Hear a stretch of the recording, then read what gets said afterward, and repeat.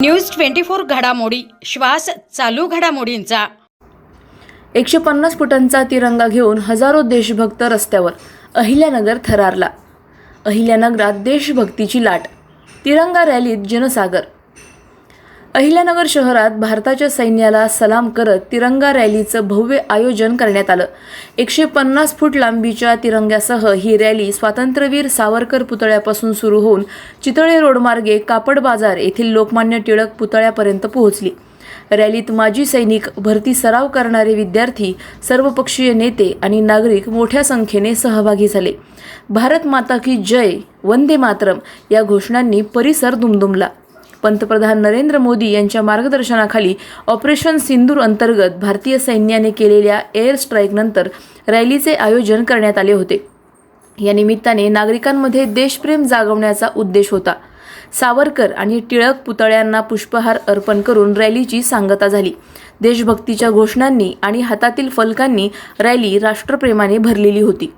आज नगर शहरामध्ये, अहिल्यानगर शहरामध्ये आज सर्व राष्ट्रप्रेमी भक्तांच्याकडून जो पहलगामवर जो हल्ला झाला होता, भ्याड हल्ला झाला, निरपराध नागरिकांना अतिरेक्यांनी मारहाण करून त्यांना कंठस्थान दाखवलं, परंतु या देशाचे कर्तबगार पंतप्रधान आदरणीय नरेंद्रभाई मोदी यांच्या नेतृत्वाखालचा हा देश आहे. हा नवा भारत अशा प्रकारचा हा देश आहे. नव भारत आहे. आता तो पहिला भारत राहिलेला नाही. आणि म्हणून आपल्या ज्या सैनिकांनी जे अतुलनीय अशा प्रकारचं साहस आणि शौर्य दाखवलं आणि 9 ठिकाणच्या त्यांच्या अड्डे उद्ध्वस्त केले आणि पाकिस्तानला आणि आतंकवाद्यांना देखील दाखवून दिलं की भारत सुद्धा एक वेगळ्या प्रकारे आता पुढे जात आहे. आणि त्यांनी त्या प्रती आज हे संपूर्ण जी घटनाक्रम आपण जर पाहतोय तर निश्चित अर्थानं आपण आपल्या सैनिकांना धन्यवाद दिले पाहिजेत की त्यांनी हे अतुलनीय अशा प्रकारचं साहस शौर्य दाखवून आपण पाकिस्तानला त्यांची जागा दाखवून दिलेली आहे. आणि येणाऱ्या काळामध्ये देखील भारत सडेतोड अशा प्रकारचं उत्तर आदरणीय मोदी साहेबांच्या नेतृत्वाखाली देणार आहे. आणि म्हणून राष्ट्र सेना के साथ हर नागरिक सेना के साथ है, मोदी जी के साथ है.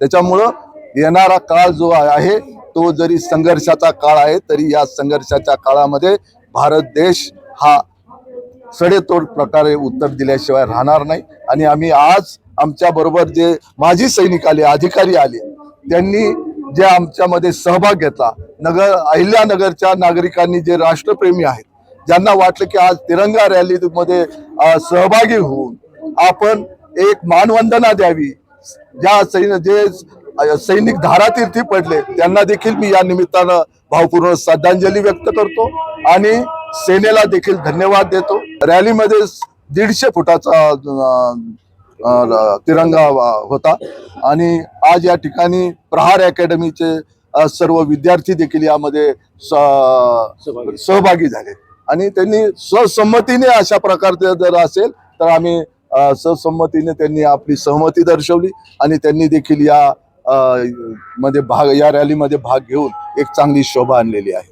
खरं तर या संपूर्ण धर्तीवर, या विश्वामध्ये, अख्ख्या वर्ल्ड मध्ये विविध प्रकारच्या संघटना आहेत आणि या संघटनेच्या माध्यमातून खरं तर भारत मातेची सेवा करणारे भारतीय जवान आणि या ठिकाणी आलेले खरं तर आमचे काळे साहेब असतील, आमच्या सर्वांच्या वतीने या ठिकाणी तिरंगा रॅली काढण्यात आलेली. आज खरं तर भारताच्या वतीने जे पाकिस्तानवर जे वार करण्याचं काम झालं होतं, हमला करण्याचं काम या ठिकाणी झाला होता, या ठिकाणी आदरणीय मोदी साहेब यांच्या माध्यमातून जे या ठिकाणी ऑपरेशन सिंदूर या ठिकाणी आपण भारताचे सैनिक सक्सेस झालेला आहेत आणि याचा प्राऊड फील संपूर्ण भारतात होत आहेत आणि या पूर्ण वर्ल्ड मध्ये भारत देशाचा वेगळ्या प्रकारे छाप या ठिकाणी मोदी साहेबांच्या माध्यमातून आणि भारतीय सैन्य दलाच्या माध्यमातून वेगळी छाप या ठिकाणी झालेली आहे. प्रतिनिधी स्वामी गोसावी, न्यूज 24 घडामोडी, अहिल्यानगर.